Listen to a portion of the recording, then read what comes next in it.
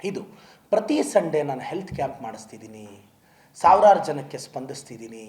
ಇದು ರೆಸ್ಪಾನ್ಸಿಬಲ್ಲಾಗಿ ನಾನು ಬಿಹೇವ್ ಮಾಡ್ತಿರೋದು. ನನ್ನ ಕ್ಷೇತ್ರವನ್ನು ನೋಡ್ಕೊಳ್ಳೋಕ್ಕೆ ನಾನು 40 ಜನಗಳ ನನ್ನ ತಂಡವನ್ನು ಕಟ್ಟಿದ್ದೀನಿ. ಯಾವುದೇ ಕಾಲ್ ಬಂದರೂ ಒಂದು IVR ನಂಬರ್ ಕೊಟ್ಟಿದ್ದೀನಿ. ಆ್ಯಂಬುಲೆನ್ಸ್ ಕಾಲ್ ಅಟೆಂಡ್ ಮಾಡೋಕ್ಕೆ ಡೇ ಶಿಫ್ಟಲ್ಲಿಬ್ಬರು, ನೈಟ್ ಶಿಫ್ಟಲ್ಲಿಬ್ಬರು ಬರೀ ಕಾಲ್ ರಿಸೀವ್ ಮಾಡೋಕ್ಕಿರ್ತಾರೆ. 12 ನಿಮಿಷದೊಳಗಡೆ ಅಮ್ಮ ಆ್ಯಂಬುಲೆನ್ಸು ಮನೆ ಮುಂದೆ ನಿಲ್ಲಿಸಿದ್ದೀನಿ. ಇದಕ್ಕೆ ಚಿಕ್ಕಬಳ್ಳಾಪುರ ಕ್ಷೇತ್ರದ ಸಾವಿರಾರು ಜನ ಸಾಕ್ಷಿ. ತಿಂಗಳಿಗೆ ನೀವು ನಂಬುತ್ತಿರೋ ಇಲ್ಲೋ ಗೊತ್ತಿಲ್ಲ, 12ರಿಂದ 15 ಲಕ್ಷ ನಾನು ಆ್ಯಂಬುಲೆನ್ಸ್ಗೆ ಖರ್ಚು ಮಾಡ್ತಿದ್ದೀನಿ.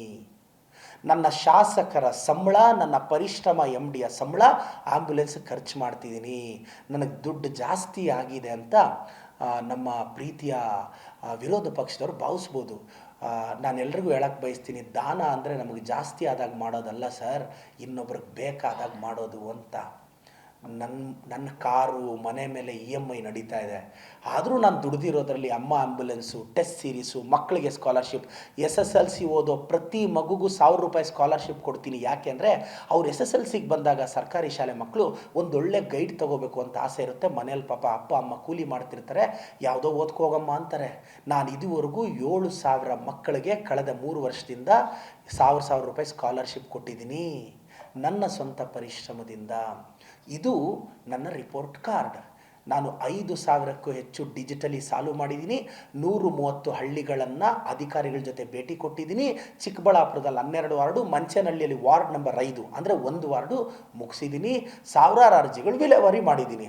ಇಷ್ಟೆಲ್ಲ ಹೇಳಿಬಿಟ್ಟೆ, ಗ್ಯಾರಂಟಿಗಳಿಗೆ ದುಡ್ಡು ಹೋಗ್ತಿದೆ ಪ್ರದೀಪ್, ಅನುದಾನ ತಗೊಂಡೋಗಿದೆಯಾ ಅಂತ.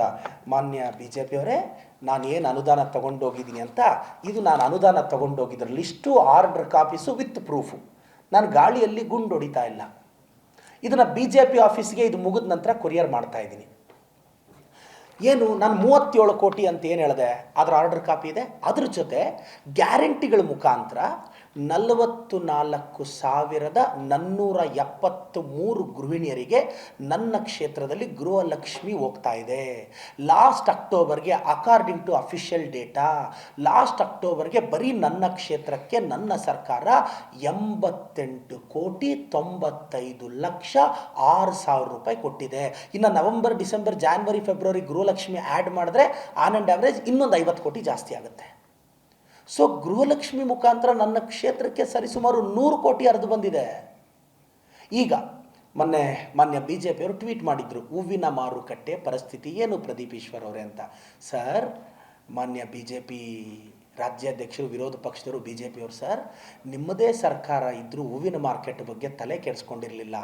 ನಾನು MLA ಆದಮೇಲೆ ಆರ್ಟಿಕಲ್ಚರ್ ಡಿಪಾರ್ಟ್ಮೆಂಟಿಂದ 10 ಎಕರೆ ಆರ್ಟಿಕಲ್ಚರ್ಗೆ ಅದು ಸರಿಸಮಾನವಾದ ಜಾಗವನ್ನು ಬೇರೆ ಕಡೆ ಕೊಟ್ಟು ಆರ್ಟಿಕಲ್ಚರಿಂದ 10 ಎಕರೆ ಜಾಗ ಸರ್ಕಾರದಿಂದ ಮಂಜೂರು ಮಾಡಿಸಿ ಮೊನ್ನೆ ಬಡ್ಜೆಟ್ಟಲ್ಲಿ 140 ಕೋಟಿ ಬೇಕು ಅಂತ ಬಡ್ಜೆಟ್ಟಲ್ಲಿ ಅನೌನ್ಸ್ ಮಾಡಿಸಿದ್ದೀನಿ. 10 ಎಕರೆ ಜಾಗ ಎಲ್ಲಿ, ಅಲ್ಲಿ ಎಕರೆ ಎಷ್ಟು ಹೋಗ್ತಿದೆ ಇವತ್ತು? 6ರಿಂದ 7 ಕೋಟಿ. ಪ್ರೈಮ್ ಏರಿಯಾದಲ್ಲಿ 10 ಎಕರೆ ಜಾಗ ಕೊಡಿಸಿರೋದು. ನಾನು ಇವ್ರ ಥರ ಎಲ್ಲ ಒಳಗೆ ಮಾಡ್ತಿಲ್ಲ. ಇಂಟರ್ನ್ಯಾಷನಲ್ ಏರ್ಪೋರ್ಟ್ಗೆ ಆಕ್ಸೆಸ್ ಇರಬೇಕು ಅಂತ 10 ಎಕರೆ ಜಾಗ ಕ್ಯಾಬಿನೆಟ್ಟಲ್ಲಿ ಆರ್ಡರ್ ಮಾಡಿಸಿದ್ದೀನಿ. 140 ಕೋಟಿ ಅನೌನ್ಸ್ ಮಾಡಿಸಿದ್ದೀನಿ. ಒಂದು ಎತ್ತಿನೊಳೆ ಯೋಜನೆ 2027ಕ್ಕೆ ಚಿಕ್ಕಬಳ್ಳಾಪುರಕ್ಕೆ ತಗೊಂಡು ಹೋಗ್ತೀನಿ. ಇದು ನನ್ನ 2ನೇ ಕನಸು. ನಮ್ಮ ಸರ್ಕಾರ ಬಿ ಖಾತಾ ಆಂದೋಲನ ಮಾಡ್ತು. ನಾವು ಏನು ಸರ್, 2027 ಡಿಸೆಂಬರ್ ಒಳಗಡೆ ಎತ್ತಿನೊಳೆ ಗಂಗಾ ಮಾತೆಯನ್ನು ಚಿಕ್ಕಬಳ್ಳಾಪುರದ ಭೂಮಿ ತಾಯಿಗೆ ಸ್ಪರ್ಶಿಸ್ತೀನಿ. ಈಗಾಗಲೇ ನನ್ನ ಕ್ಷೇತ್ರದಲ್ಲಿ ಅದು ಮುಗಿಯೋಕ್ಕೆ ಸರಿಸುಮಾರು 500 ಕೋಟಿ ಬೇಕು. ಮಾನ್ಯ ಮುಖ್ಯಮಂತ್ರಿಗಳು, ಉಪಮುಖ್ಯಮಂತ್ರಿಗಳಿಗೆ ರಿಕ್ವೆಸ್ಟ್ ಮಾಡಿದ್ದೀನಿ. ಅದಾದಮೇಲೆ ರೆವಲ್ಯೂಷನರಿ ಚೇಂಜಸ್ ನಾನೇನು ಮಾಡಿದ್ದೀನಿ, ನಾನು ಗೆದ್ದ ತಕ್ಷಣ ನೆನಪಿರಬೇಕು ರಾಜ್ಯದ ಜನತೆಗೆ, ಚೇಂಜ್ ಬಿಗಿನ್ಸ್ ವಿತ್ ಅಸ್ ಅಂತ ಮಹಾತ್ಮ ಗಾಂಧಿ ಹೇಳಿದ್ದಾರೆ. ನಾನು ಗೆದ್ದಾಗ ಚಿಕ್ಕಬಳ್ಳಾಪುರದಲ್ಲಿ ಹೊಸ ಶಾಸಕರಿಗೆ ಅಭಿನಂದನೆಗಳು ಅಂತ 80 ಫ್ಲೆಕ್ಸ್ ಕಟ್ಟಿದ್ರು. ನಾನು ಆವತ್ತೇ ಆರ್ಡರ್ ಪಾಸ್ ಮಾಡಿದೆ, ಚಿಕ್ಕಬಳ್ಳಾಪುರದಲ್ಲಿ ನಗರದಲ್ಲಿ ಯಾವುದೇ ಕಾರಣಕ್ಕೆ ಫ್ಲೆಕ್ಸ್ ಇರಬಾರ್ದು ಅಂತ. ನಾನು ನಿಂತ್ಕೊಂಡು ನನ್ನ ಫ್ಲೆಕ್ಸ್ನೇ ಅಧಿಕಾರಿಗಳಿಂದ ತೆಗೆಸಿ ಆವತ್ತಿಂದ ಇವತ್ತವರೆಗೂ ಚಿಕ್ಕಬಳ್ಳಾಪುರ ಟೌನಲ್ಲಿ ಫ್ಲೆಕ್ಸ್ ಫ್ರೀ ಸಿಟಿ ನಂದು. ಟೌನಲ್ಲಿ ನೀವು ಯಾರನ್ನಾದರೂ ಚೆಕ್ ಮಾಡಿ, ಫ್ಲೆಕ್ಸ್ ಕಟ್ಟಕ್ಕೆ ಬಿಡಲ್ಲ. ಫ್ಲೆಕ್ಸ್ ಬ್ಯಾನ್ನ ನಾನು ನಗರದಲ್ಲಿ ಸ್ಟ್ರಾಂಗಾಗಿ ಇಂಪ್ಲಿಮೆಂಟ್ ಮಾಡಿದ್ದೀನಿ. 2ನೇದು, ಮೊದಲೆಲ್ಲ ಸರ್ಕಾರಿ ಕಾಲೇಜಿನ ಜಾಗದ ಮುಂದೆ, ಫಾರ್ ಎಕ್ಸಾಂಪಲ್ ಸರ್ಕಾರಿ ಜೂನಿಯರ್ ಕಾಲೇಜ್ ಮುಂದೆ ತುಂಬ ದೊಡ್ಡ ಜಾಗ ಇದೆ, ವಾರಕ್ಕೆ 4 ಪ್ರೋಗ್ರಾಮ್ ನಡೆಯೋದು. ಆ ಶಾಲೆಯಲ್ಲಿ ಎಷ್ಟು ಜನ ಓದ್ತಾರೆ? 4,000 ಮಕ್ಕಳು ಓದ್ತಾರೆ. ಬೆಳಿಗ್ಗೆಯಿಂದ ಸಂಜೆವರೆಗೂ ಸೌಂಡ್ ಸಿಸ್ಟಮ್ ಇಡೋದು, ವಾರಕ್ಕೆ 4 ಪ್ರೋಗ್ರಾಮ್ ಮಾಡೋದು. ಪಾಪ ಟೀಚರ್ಸ್ ಎಲ್ಲ ವಿಂಡೋಸ್ ಹಾಕ್ಕೊಂಡು ಮಕ್ಕಳಿಗೆ ಪಾಠ ಮಾಡ್ತಿದ್ರು. ನಾನು ಚಿಕ್ಕ ವಯಸ್ಸಿಂದ ನೋಡಿದ್ದೆ. ನಾನು ಗೆದ್ದ ಮೇಲೆ ಸರ್ಕಾರಿ ಕಾಲೇಜಿನ ಪ್ರಿಮಿಸಿಸಲ್ಲಿ ಯಾವುದೇ ಕಾರ್ಯಕ್ರಮ ಎಕ್ಸೆಪ್ಟ್ ಆ ಕಾಲೇಜಿನ ಶಾಲೆಯ ಕಾರ್ಯಕ್ರಮ ಬಿಟ್ಟು ಯಾವುದು ಖಾಸಗಿ ಕಾಲೇಜಿನ ಕಾರ್ಯಕ್ರಮಕ್ಕೆ ಮಾಡಬಾರ್ದು ಅಂತ ಸ್ಟ್ರಿಕ್ಟಾಗಿ ಆರ್ಡರ್ ಮಾಡಿದೆ. ಇದು ನಾನು ತಗೊಂಡಿರೋ ಕ್ರಮ. ಮೂರನೇದು, ದಲಿತ ಸಮುದಾಯದ ಧ್ವನಿ ನಾನು, ದಲಿತ ಸಮುದಾಯದ ಭವಿಷ್ಯ ನಾನು, ಬಾಬಾ ಸಾಹೇಬ್ ಅಂಬೇಡ್ಕರ್ರ ಭಕ್ತ ನಾನು. ಅಂಬೇಡ್ಕರ್ ಅವರು ನನ್ನಂಥವ್ರ ಪಾಲಿಗೆ ದೇವರು. ಅವ್ರ ಆಶೀರ್ವಾದದಿಂದನೇ ನಾನು MLA ಆಗಿರೋದು.